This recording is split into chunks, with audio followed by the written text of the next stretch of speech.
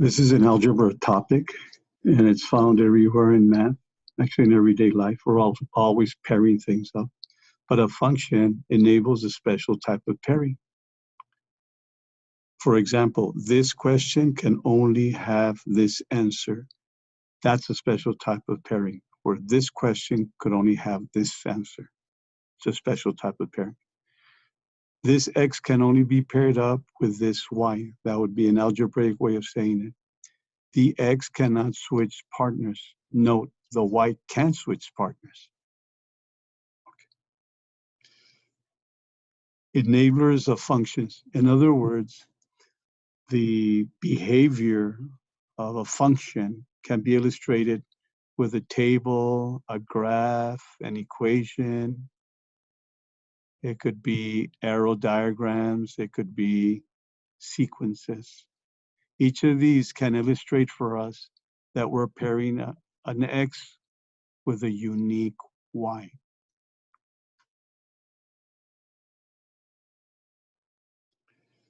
Composition of functions.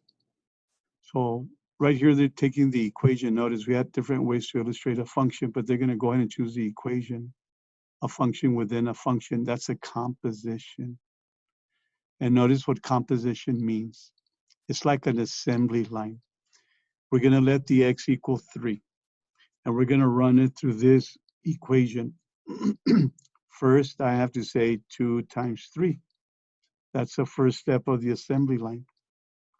Then after I say 2 times 3, I'm going to add a 1.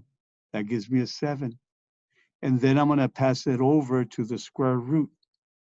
So as the x is moving through this equation, we're doing something to it. First, we're multiplying times 2.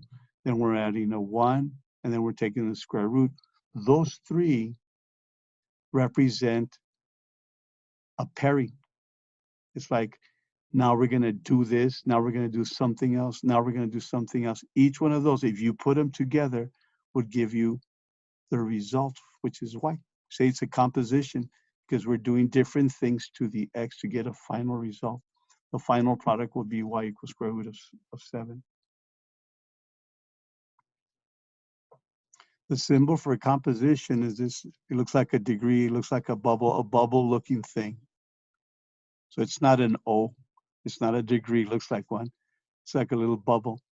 The way it reads is F compose G. So that little bubble is compose. This one's G compose F. Here's an example. So we have f of x. This is the way you read this. You don't say f times x. It's f of x. This is g of x. Notice that the x is going to have its experience here, and it's going to have a different experience here. The x is going to experience being multiplied by 2 and adding a 3 in this function. Over here, the x is going to have the experience of having a 3 removed. So what we're going to want here is to find the f composed g of 3. The 3 is the x, and we're going to run it through the assembly line. So this can be written this way. Always start on the inside, always. So you go from the inside out. So the 3 is gotten a hold by this person in the assembly line, and this person is going to subtract a 3 from it. So the G assembly person is going to take the 3 and subtract the 3. It's going to take the 3 and subtract the 3. It's going to produce a 0. Now that it has a 0, it passes it on to the next assembly person, which is the F. The F is going to take the result of the G, and it's going to run it through its own procedure. So now we're going to put the 0 where this x is, 2 times 0 plus 3. And after we're done with it, at the end, it looks like a 3. So we inputted a 3, ran it through the assembly line, through the composition, and the final result was a 3. So we say F composed G of 3 equals 3, the final product.